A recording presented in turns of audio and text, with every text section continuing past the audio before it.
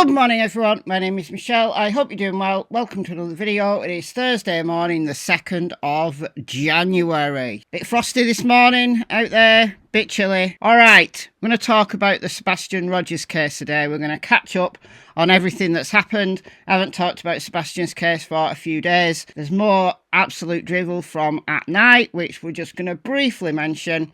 But the focus of this video is going to be on Binocular Bobbie, or as I like to call her, BB. Bonkers Bobbie. A phone call has been released on Everyday with Jay. I think that's Jay's for Justice's second channel. She lives on Kelling Lane. She can't see the Proudfoot's home from where she lives. I guess she could use binoculars and that might be why she's got that nickname. I think she is the informant that people like At Night are using. And those who think they've got this insider information about camera jammers.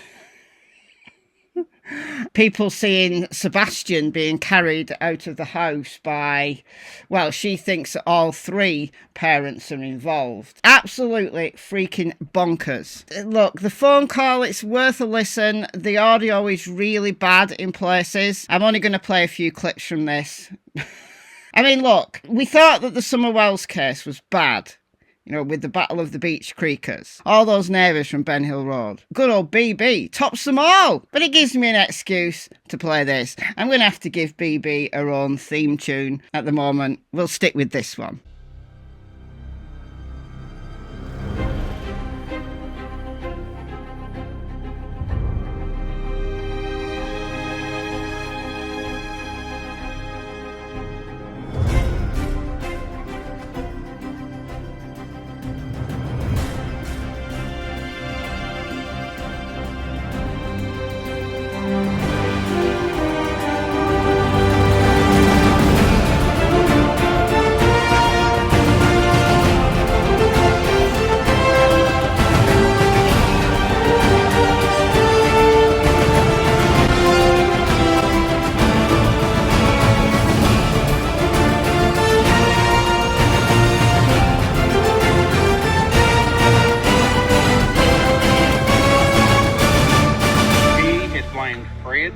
Fred done put the word out to him. You say my name again and he'll kill him.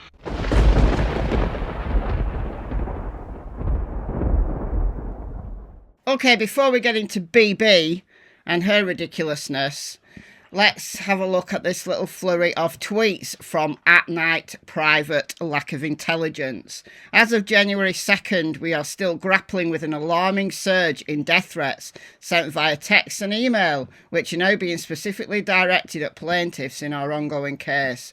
Cool story, bro. All right, next one. 3 hours ago. At Night Private Intelligence is aware of a bounty circulating for the identities of our staff members. Do you even have staff? I don't think you do. I think it's just little old Nick sitting in a basement somewhere pretending to be important. That's just my opinion, obviously. All right, what else have we got? Anything at all relating to Sebastian? Well, we got this from yesterday. New information that has directed our team towards specific leads in the search for Sebastian Wainwright Rogers. These leads are being pursued vigorously and with priority, and as such, all forthcoming updates related to the search itself will be temporarily paused. Oh no! Oh no, the 72 hours of revelations. That's on pause. What a shame.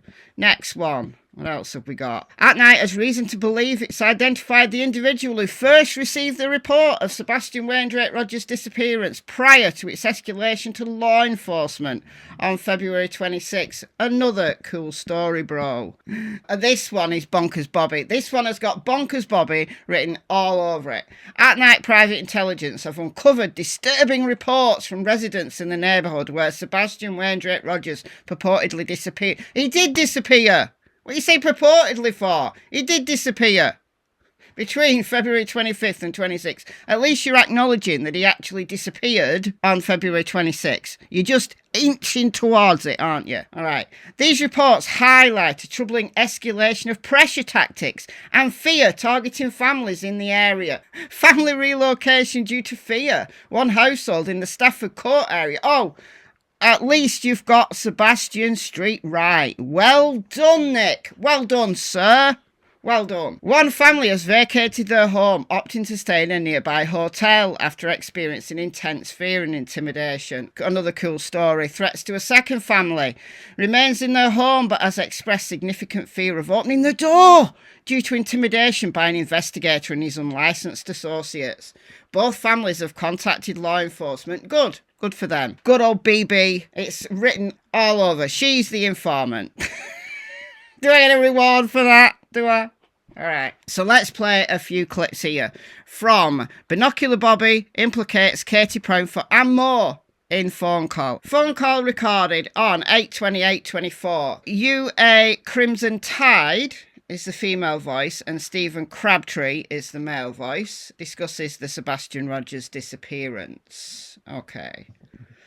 Oh yeah, welcome to Everyday with Jay, a second channel where we let loose and... Okay, alright, I'll subscribe to that. Without further ado, again, the audio's pretty dire. We're just going to have to bear with it, I think. I don't think there's going to be much I'm going to be able to do with it. Alright. Told you that they didn't think, because it's an older couple, they've got cameras on the front corner and back corner of their house, and they told TBI and Sheriff's Office Department that their camera wasn't working.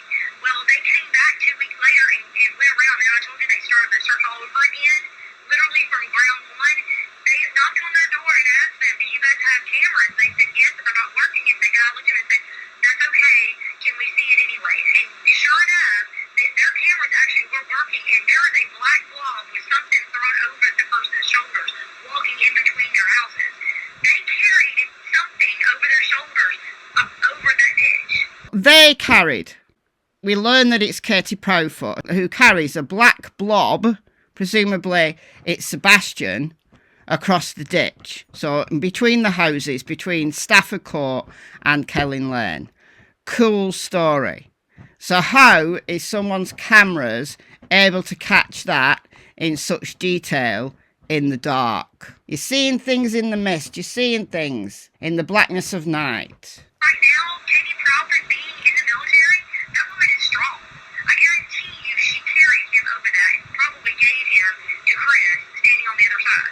Because Katie spent 4 years in the Navy, I don't know, they must give people in the Navy some kind of strength serum, changes them into the Incredible Hulk or something. Katie Proudfoot is so strong that she's able to carry Sebastian. Now, is he alive or is he dead at this point? But anyway, 120 pounds. So from the house, through the back, over the ditch. Chris is waiting at the other side of the ditch. Chris was 3.5 hours away in Memphis. So how's Chris got there? Chris, spending more time in the military, probably has, I don't know, alien technology or something. He's got this cloaking device. He's able to cloak his vehicle as well, so no cameras saw his vehicle coming into the neighbourhood until 1 p.m. on the 26th, well after Sebastian went missing. Or, what about this? What about teleportation? I think that's what Chris has. But here's the thing that I wanted you to hear, that... Oh, I can't wait. This is the thing that she wanted us to hear. It's like she's living in a real-life Hollywood blockbuster. She just comes across as being some kind of, bored housewife. Look, I don't know if she works. I don't know anything about BB at all. But... Hollywood, here she comes. I said, I don't understand the whole timestamp thing. And he said, yeah, that was really weird to me too. I don't know why it wasn't working. And I said, what do you mean you were surprised it wasn't working? And he said, well, it was working Saturday. And I'm like, oh. And he said, and it was working Tuesday. He said, and it's only 2 hours off. I assume this is the neighbour whose cameras recorded the flashlights video. It wasn't 2 hours off. It was stopped at 3:11 a.m. And no, it couldn't have been working Saturday. If you're talking about Saturday the 24th. Couldn't have been. It was last working on the 23rd. So the Friday before Sebastian disappeared. Now, the neighbour might not have known that that clock was not working. It was working the day before and the day after, and it was only 2 hours off. It wasn't, though. It wasn't. It was stuck. This is not some kind of, Wi-Fi jammer shit going on. More technology that the Proudfoots have. No. That camera was working fine. It was just the clock that was stopped. The camera was recording. So why would somebody stop the clock? If they were going to go to the trouble of stopping the clock, surely they'd go to trouble of stopping the entire camera. But no, the camera recorded. This is how stupid these people are when they talk about jammers and stuff. It's just ridiculous. You don't think things through. That's why it's just laughable. We're only 2 minutes in. Of course, he's frustrated because, like he told me, he said, you know, I even started telling the detectives what I saw, and they argued with me and basically tried to convince me that what I saw was not right. I said, they did the same thing to me. I told your wife that. And he said, I know. She's so frustrated, too. It's like no matter what we tell them and no matter what we're seeing, they don't want to hear it. Maybe they don't want to hear it. If indeed this conversation ever happened at all between the neighbours and this detective, whoever they're talking about, maybe they don't want to hear it because they know that it's not based in fact at all, that you're seeing things in the mist, you're seeing things in the shadows that don't actually exist. How about that? Did anybody with their own eyeballs see Katie Proudfoot or Chris Proudfoot or Seth carrying a black blob called Sebastian? Did anybody see that with their own eyeballs? No. Why? Were you all asleep? But the reason why the detective ain't taking you seriously, love, is because you're talking like a bonkers person. That's why. All right, so this is the theory that BB has, that Katie carried Sebastian out of the house because Max, the German Shepherd, jumped into the retention pond. That's where they drowned Sebastian. And maybe they buried him in the pond. They buried him in the pond. Well, all right. Well, he's still there then, isn't he? So can someone just go and dig him up? The fact that law enforcement drained that pond, the fact that law enforcement walked that pond, not divers walked that pond. So were they able to bury him so deep in the mud at the bottom of this pond? Remember, this pond had water in it before it was drained. So were they able to go and bury him so deep in the mud at the bottom of the pond that no one's actually noticed?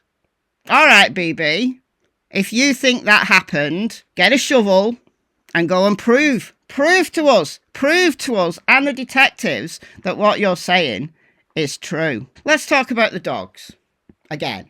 I told on multiple occasions that there was 0 dog scents. And I even asked the national... So told on multiple occasions that there was 0 dog scents. Even asked the National Guard. Now, when did the National Guard come in? Because they weren't there immediately, were they? So if they brought their own dogs, probably there wouldn't be very much scent left for those dogs to follow. Because Sebastian walked up Kelling Lane, he walked up the road. So yeah, there would be scent lingering in areas where the scent has pooled and areas where that scent can bed in. There would still be scent, but there wouldn't be a track or a trail to follow. There would be pockets of it. Speaking to the National Guard, they're not the best people to speak to. The best people to speak to are those first responders, so Max and the dogs that came that day. Because if you're following a track on a road, like an artificial surface, that track is going to dissipate very, very quickly. That scent is going to get blown all over the place very, very quickly because it's not able to bed in. The scent comes from skin cells being sloughed off and things like sweat. It's being sloughed off constantly. We don't know because we don't have that particular superpower. I mean, dogs must think that we're just so disabled. Like we can't smell anything. We can't really hear anything. They can see better than us at night. We can't move very fast. We can't jump very far. I just think we're just disabled. You know what I'd like? This is a sidebar, but related. I'd like to be a dog for a day. I'd like to experience the world as a dog does. I think I'd be a way better companion to my canines, and I think I would be way more understanding of what Cassie's doing when she's trailing a scent. So Lord, when they came with their dogs, I asked them, I said, did you guys get a scent? And they're like, well, we got something something over in the construction site, and then it went away. You got something over at the construction site, then it went away. Okay. Went away. People on the construction site, they would stop the construction. They were building houses and moving dirt around while the dogs were over there searching for a trail. Well, no wonder why. Well, if that was true, that's bad. That's really bad if that was true. I thought that the construction site was shut down. Maybe it was only shut down for the 26th. I don't know. If that's true, that's bad. That's really bad. At the construction site, scent would linger because it's clay. So you know yourself how sticky clay is. Well, the scent bed's in. They said that they got something in the yard, but that wasn't expected because he was outside in the yard. Of course he was outside in the yard because that's how he left. But there would be scent. Sebastian's scent would be strong around that house. There would be scent pooled all over the place. So of course they're going to get a track in the yard. But it would only be those first dogs who would be able to track all the way from the yard up Kelling Lane. You've got a change of surfaces, including an artificial surface. So you've got a natural surface to an artificial surface, then back to a kind of natural surface. And then you've got a complete change of medium. You've got water. You've got actually 4 different surfaces. You've got grass, you've got tarmac, you've got clay, and then you've got water. So a dog to be able to track, it would have to be a good dog, and it would have to be early on in the search. At News Channel 5 Nashville have put a little piece together a few days ago of old clips.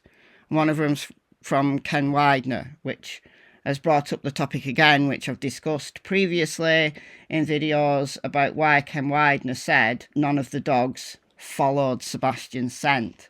It's a bad choice of words, in my opinion. I think he should have said none of the tracks led to Sebastian, rather than none of the dogs followed Sebastian. That's what he said at the press conference on the 29th. I think that's better wording, better explains what actually happened. However, we don't know whether Ken Widener expanded on that and that News Channel 5 just clipped that because it sounds good.